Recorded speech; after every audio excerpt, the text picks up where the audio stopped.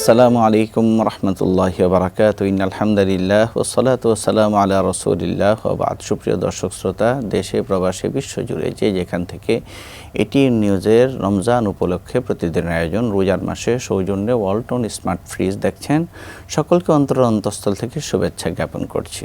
সুপ্রিয় দর্শক শ্রোতা, এই অনুষ্ঠানে আমরা ইসলামের বিভিন্ন বিষয় সম্পর্কে আলোচনা করে থাকি।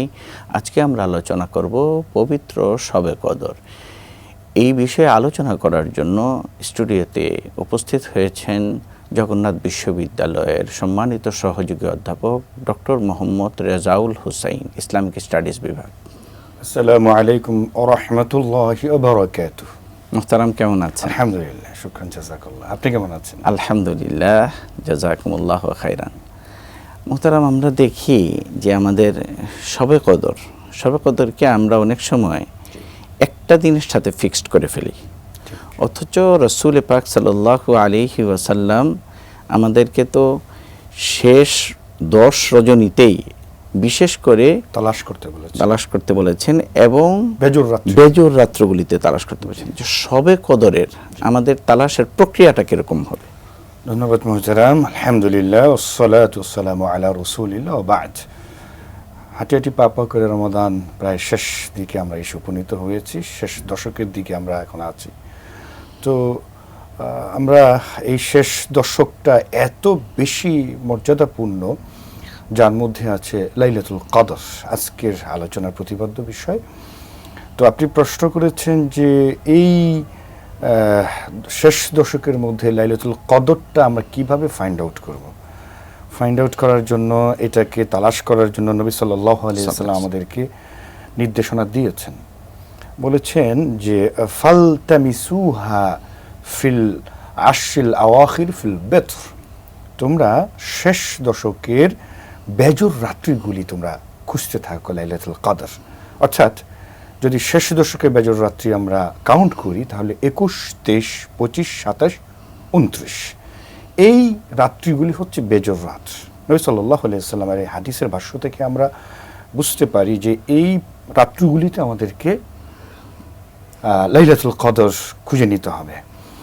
এখন কেউ 26 দিবাগত রাত, মানে 27 যেটাকে আমরা বলি, এই রাত্রিকে বলতে চান লাইলাতুল কদর। হতে পারে, কিন্তু এটাকে নিশ্চিত ধরা ঠিক হচ্ছে না, ঠিক হবে না। নবী সাল্লাল্লাহু আলাইহি ওয়াসাল্লামের অন্যান্য সকল লাইলাতুল কদরের আহাদিস থেকে আমরা যেটা বুঝতে পারি যে আমাদেরকে প্রত্যেকটা বেজর রাত্রিতেই ফোকাস করতে হবে এজ এ লাইলাতুল কদর। কারণ নবী সাল্লাল্লাহু আলাইহি ওয়াসাল্লাম আরও বলেছেন যে তাহাররা লাইলাতুল কদর ফিল বিত্র, যে তোমরা বেজর রাত্রিতে কদরটা খোঁজো। ফাতলুবুহা মিনহা, তোমরা সেখানে তালাশ করো, তোমরা সেখানে তল্লাশি করো।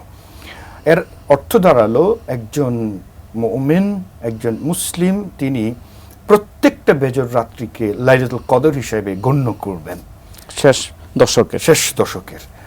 কিন্তু এক্ষেত্রে তিনি নির্দিষ্ট 26 দিবাগত রাতকে যদি উনি আলাদা করে এই রাত্রিকে নিশ্চিত করেন, তাহলে কোনো কারণে যদি 21 হয়ে যায়, কোনো কারণে যদি 23 হয়ে যায়, 25 হয়ে যায় বা 29 হয়ে যায়, তাহলে কিন্তু লাইলাতুল কদরের যে মাহাত্ম্য, এর যে আল্লাহ তাআলা একটা গোটা সূরাই যে কদর সম্পর্কে নাজিল করলেন, এর পুরো সওয়াব থেকে তিনি মাহরুম, ডিপ্রাইভড হয়ে যাবেন। তো সেই জন্য বুদ্ধিমান মুমিন হবে যে প্রত্যেকটা বিজর রাত্রিকে গণ্য করা এটা লাইলাতুল কদর হিসেবে। লাইলাতুল কদরের বা শবে কদর যেটা আমাদের সমাজে যেটা পরিচিত, এটা আসলে প্রেক্ষাপটটা কি ছিল? যে কেন লাইলাতুল কদর? সেই যে মুহতারাম, ধন্যবাদ আপনাকে।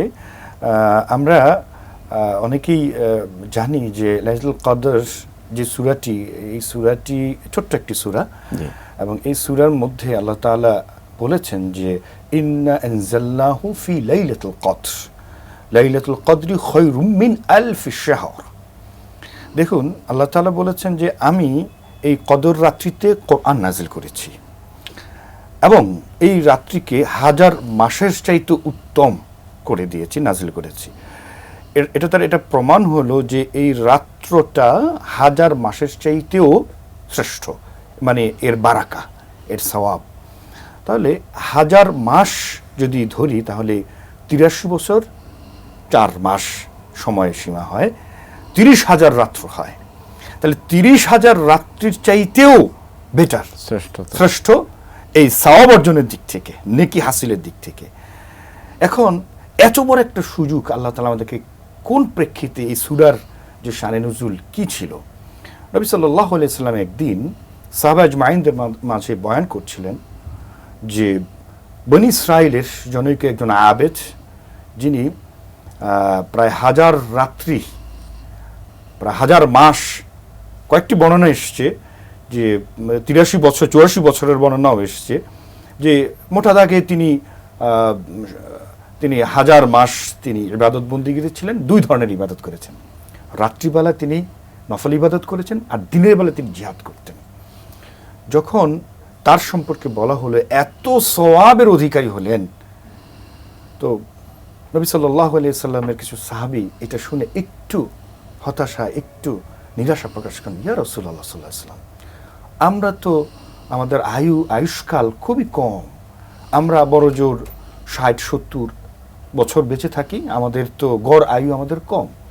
তাহলে কি করে কিয়ামতের দিন বনী ইসরাইল সে আবেদদের তাদের নেকির বরাবরে আমরা কিভাবে তাদের সামনে দাঁড়াবো? আমরা তো আমরা বিব্রত হব, আমরা তো অসম্মানিত হব, কারণ আমাদের হায়াত তো কম। তারা 1000 মাস, তারা 1000 হায়াত পেয়েছেন, সুতরাং তারা বেশি বেশি নেকি আমল করেছেন। সুতরাং তাদের বরাবরে, তাদের স্ট্যাটাসে আমাদের তো অবস্থা ভালো হবে না। তো নবী সাল্লাল্লাহু আলাইহি সাল্লাম নিজেও একটু চিন্তিত হলেন। ঠিক তখনই আল্লাহ সুবহানাহু ওয়া তাআলা নবী সাল্লাল্লাহু আলাইহি সাল্লামের কাছে এই লাইলাতুল কদরের এই সূরাটি নাজিল করে বলে দিলেন, ইয়া রাসূলুল্লাহ সাল্লাল্লাহু আলাইহি ওয়াসাল্লাম, আপনাকে এমন একটি রাত্রি এবং আপনার উম্মতে মুহাম্মাদকে এমন একটি রাত্রি আমি উপহার দিলাম যে একটি রাত্রে ইবাদত করলে 1000 মাসের চাইতেও বেশি নেকি সে হাসিল করতে পারে। সুবহানাল্লাহ, সুবহানাল্লাহ। অত্যন্ত সুন্দর আলোচনা চলছিল, আমাদের দর্শকরা ইনশাআল্লাহ উপকৃত হবেন। সময় হয়েছে ছোট্ট একটি বিরতির। সুপ্রিয় দর্শক শ্রোতা, সময় হয়েছে ছোট্ট একটি বিরতির, আমাদের সঙ্গেই থাকুন।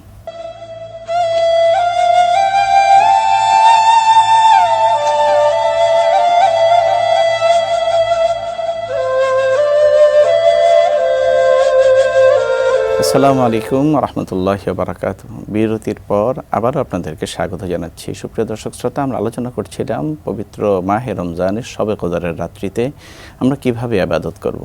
আমাদের বিজ্ঞ আলোচক অত্যন্ত সুন্দরভাবে আমরা শবে কদরের যে প্রেক্ষাপটটি সেটি সম্পর্কে আলোচনা করেছেন। আমরা শবে কদরের একটা বিষয় জানি যে রাসূল পাক সাল্লাল্লাহু আলাইহি ওয়াসাল্লামের কাছে শবে কদরটি ফিক্সড ছিল, কিন্তু উম্মাহের কাছে এটা ফিক্সড করা হয়নি। এই বিষয়গুলো নবী সাল্লাল্লাহু আলাইহি ওয়াসাল্লামের জন্য অনেক বিষয় খাস ছিল। উদাহরণ, তাহাজ্জুদ আমাদের জন্য নফল, কিন্তু নবী সাল্লাল্লাহু আলাইহি ওয়াসাল্লামের সেটা ফরজ ছিল। ফাতাহাজ্জাতহু নাফিলাতাল লাক, আমাদের জন্য নফল, নবী সাল্লাল্লাহু আলাইহি ওয়াসাল্লামের জন্য সেটা ফরজ ছিল। নবী সাল্লাল্লাহু আলাইহি ওয়াসাল্লাম তিনি তো ওহীর মাধ্যমে জানতে পেরেছিলেন যে কোন রাত্রিটি লাইলাতুল কদর।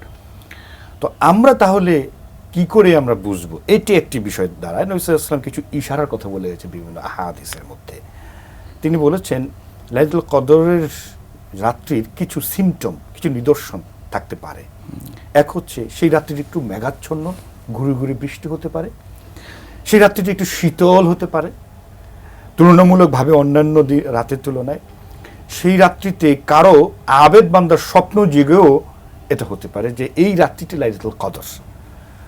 তো এরকম করে বিভিন্ন রকমের নিদর্শন, আকাশে একটা বিভিন্ন উল্কা ছুটে যাওয়ার এ ধরনের নিদর্শনের কথাও আসছে হাদিসে। এ ধরনের বেশ কিছু সিমটম, নিদর্শন, আলামতের কথা নবী সাল্লাল্লাহু আলাইহি ওয়াসাল্লাম হাদিসে বলেছেন, যেটা দ্বারা উম্মতে মুহাম্মদী বুঝতে পারবেন যে এটা লাইলাতুল কদর হতে পারে। তবে এটি নিশ্চিত নয়। যদিও লাইলাতুল কদরের অঙ্ক ভিত্তিক হিসেবে 27 অক্ষর ধরে ধরে আমরা অনেক মুস্তাহিদগণ এটাকে লাইলাতুল কদর এই সূরার মধ্যে যেই কয়েকবার লাইলাতুল কদর আল্লাহ তাআলা বলেছেন, এটাকে যদি অক্ষরে কাউন্ট করা হয় তাহলে 27 হয়। সেভাবে করে অনেক মুস্তাহিদ এটাকে ব্যাখ্যা দিয়েছেন। ইসলামী স্কলাররা বলেছেন 27 হতে পারে, সম্ভাব্য, কিন্তু নিশ্চিত নয়। তাহলে আমাদের উচিত হলো প্রত্যেকটা বেজোরকে কাউন্ট করা। এটা হলো একটি বিষয়। আরেকটি বিষয় হলো যে আমরা ইবাদতটি আসলে কিভাবে করব। এটি একটি খুব গুরুত্বপূর্ণ বিষয়। আমাদের এই বেজর রাত্রিগুলিতে, আমি তো বেজর রাত্রি না, আমি এনকারেজ করব আমাদের মুসলিয়ান ভাই বোনদেরকে এই শেষ দশককে একেবারে আলাদাভাবে গুরুত্ব দেওয়া। কারণ নবী সাল্লাল্লাহু আলাইহি সাল্লাম শুধু বেজর রাত্রিতেই নেই, এই শেষ দশকে ইজা দাখালাল আশ হাদিসে এসছে শাদ্দা মিজারাহু, যখন শেষ দশকে নবী সাল্লাল্লাহু আলাইহি ওয়াসাল্লাম পৌঁছতেন, তিনি কোমরে গামছা বলতে একেবারে গামছা বেঁধে, একটা কথা আমাদের সমাজে আছে, কোমরে গামছা বেঁধে, কোমর বেঁধে লেগে যাওয়া, এর অর্থ হলো একেবারে ব্যাপক প্রস্তুতি নিয়ে এই 10 দিনকে তিনি ইবাদতে উনি কাটাবেন। যখনই নবী সাল্লাল্লাহু আলাইহি ওয়াসাল্লাম এই শেষ দশকে ঢুকতেন, এরকম ভাবে ব্যাপক সম্যক প্রস্তুতি তিনি নিয়ে নিতেন এবং আহিয়া লাইলা, তিনি সারা রাত্রিতে ইবাদত জাগতেন, ও আইকাদা আহলা, এবং তিনি তার পরিবার পরিজনদেরকে জাগিয়ে রাখতেন, তারাও যেন এই ইবাদতে শামিল হয়ে যায়। অর্থাৎ এই হাদিসের মাধ্যমে আমরা যেটা জানতে পারলাম যে সেটা হচ্ছে যে আমরা আমাদের পরিবার সহ এই শেষ দশকটাকে স্পেশাল এই 10টা রাত আমরা যেন কাটাই। পুরো রমাদান জুড়েই তো একটা নেকির একটা মৌসুম, কিন্তু এই শেষ দশক রমাদান আমাদের কাছ থেকে বিদায় নিতে চলেছে, এটাকে উপলব্ধি করি, এটাকে আল্লাহ না করুক এই রমাদানটা হতে পারে কারোর জন্য জীবনের শেষ রমাদান, আল্লাহ না করুক। তাহলে এই শেষ দশককে সর্বশ্রেষ্ঠ এবং সর্বশেষ সুযোগ হিসেবে যেন এইভাবে গণ্য করা, এভাবে কাউন্ট করা, এটাকে মূল্যায়ন করা। আর ইবাদতের ধরনটাই তো এমন হওয়া উচিত, সেটা হচ্ছে যে অনেকে বলে যে সলাতে আমাদের মনোযোগ আসে না, ইবাদতে মনোযোগ আসে না, মনোযোগ দিতে পারেন, এই ধরনের প্রশ্ন আমাদের অনেক মুসলিম ভাইয়েরা করেন। তখন আমরা একটা সাজেশন দিই যে আপনি মনে করুন যে এই সলাৎটি আপনার জন্য জীবনে হয়তো শেষ সলাৎ। শবে কদরের যে আলামতগুলো, এখানে তো বুজুর্গানে দিন এটাও বলেন যে পরের দিনের সূর্য প্রথম যখন উঠবে তখন তার এইভাবে একটা নিষ্প্রভ থাকবে, তার তো প্রখরতা থাকবে না। আবার অনেকে বলেছেন যে এই রাত্রিতে এই সমুদ্রের পানিও মিঠা পানি হয়ে যায়। বুজুর্গানে দিন আমাদের কথা সাল্লাল্লাহু আলাইহি ওয়াসাল্লাম বলেছেন, সেভাবে করে একটা বুঝতে পারার একটা কথা বলেছেন। তবে রাসূল পাক সাল্লাল্লাহু আলাইহি ওয়াসাল্লামের একটা হাদিসে যে এসেছে এরকম ভাবে যে রাসূল পাক সাল্লাল্লাহু আলাইহি ওয়াসাল্লামকে আল্লাহ সুবহানাহু ওয়া তাআলা জানিয়ে দিয়েছিলেন যে শবে কদর কোন দিন। রাসূল পাক সাল্লাল্লাহু আলাইহি ওয়াসাল্লাম বের হলেন, সাহাবা ইকরামকে বলবেন, তখন দেখলেন যে 2জন লোক ঝগড়া করছেন। ওই ঝগড়া মিটাতে গিয়ে রাসূল পাক সাল্লাল্লাহু আলাইহি ওয়াসাল্লাম বললেন যে আল্লাহ সুবহানাহু ওয়া তাআলা আমাকে ভুলিয়ে দিয়েছে। তো রমজানের দিন এই ঝগড়া, এটা কত মারাত্মক একটা জিনিস, যে শবে কদরের মতো একটা ফজিলত এই ঝগড়ার কারণে আমাদের উম্মত কিন্তু মাহরুম হয়ে গেল। তো সুতরাং ওই যে হাদিসের মধ্যে রাসূল পাক সাল্লাল্লাহু আলাইহি ওয়াসাল্লাম যেভাবে বলেছেন যে ফাইন সাবাহু আহাদুন আও কাতালাহু ফালিয়াকুল ইন্নী সাইম, যদি কেউ গালি দেয় অথবা ঝগড়া করতে আসে সেই জন্য বলে আমি রোজাদার। জি সুবহানাল্লাহ, ঠিকই বলেছেন। রোজার চমৎকার প্রেক্ষাপটটি রয়েছে যে আসলে না হয় আমরা তো উম্মত জানতেই পারতাম যে আসলে এক্স্যাক্টলি কোন রাত্রটা হচ্ছে লাইলাতুল কদর, কিন্তু আপনি ঠিকই বলেছেন। এবং শুধু তাই নয়, কিতাবে এসছে যে আসলে 4 শ্রেণী লোক যাদের লাইলাতুল কদরের দোয়া এবং তার ইবাদত আল্লাহ গ্রহণ করেন না। তো তার মধ্যে যারা শিরক করবে, এটি হচ্ছে এক, এটা একটা ইন্না শিরকা লাযুলমুন আযীম, এটা অনেক বড় একটা অপরাধ। আরেকটি হচ্ছে পিতামাতার অবাধ্য যারা, তাদের দোয়া আল্লাহ তাআলা সেদিন কবুল করেন না। এবং হিংসা যারা করে, দেখুন ঝগড়া যারা করে, মানুষের সাথে শত্রুতা করে, তো তাদের দোয়া কিন্তু আল্লাহ তাআলা কবুল করেন না। এবং আপনি যে প্রেক্ষিতটি বর্ণনা করলেন, এখান থেকে তো এই শিক্ষাটা এসে যায় যে আল্লাহ তাআলা হয়তো আমাদেরকে বলতে পারতেন যে কোন রাত্রিটি লাইলাতুল কদর হবে, কিন্তু ওই যে 2 ব্যক্তির মধ্যে যে একটা ঝগড়া, আমরা দেখুন রমাদানের তো এই আমাদের বড় একটা শিক্ষা যে আমরা আমাদের একেবারে ছোট্ট করে বলতে হবে বিষয়টা। জি, সময় জি, রমাদান তো আমাদেরকে এই শিক্ষাই দেয় যে যারা এই খারাপ কাজ, কওলু জুর, আমালে জুর, অর্থাৎ নবী সাল্লাল্লাহু আলাইহি ওয়াসাল্লাম হাদিসের ভাষায় খারাপ কথা, অশ্লীল কথা এবং খারাপ কাজ ছাড়তে না পারলো, মিথ্যা কথা যারা বলে ফালাইসালিল্লাহি হাজাতান আয়াদা ইলা আখির হাদিস। নবী সাল্লাল্লাহু আলাইহি ওয়াসাল্লাম বলেছেন যে তার এই রোজা, পানাহারি কিছুই কাজে আসে না। সুতরাং আমাদের এই লাইলাতুল কদরে আমাদের উচিত হতো, নবী সাল্লাল্লাহু আলাইহি ওয়াসাল্লামের সর্বশেষ হাদিসটা বলে শেষ করছি, যে নবী সাল্লাল্লাহু আলাইহি ওয়াসাল্লাম বলেছেন মান কামা লাইলাতুল কদর গুফিরা লাহু মা তাকদ্দামা মিন যানবি। জাযাকাল্লাহ, জাযাকাল্লাহ। সুপ্রিয় দর্শক শ্রোতা, আমরা লাইলাতুল কদরের আমলগুলো করব। আল্লাহ সুবহানাহু ওয়া তাআলা আমাদের সকলকে তৌফিক দান করুক। আজকে এই পর্যন্ত, আবার আপনাদের সাথে দেখা হবে। সে পর্যন্ত ভালো থাকেন, সুস্থ থাকেন। আসসালামু আলাইকুম ওয়া রাহমাতুল্লাহি ওয়া বারাকাতুহু।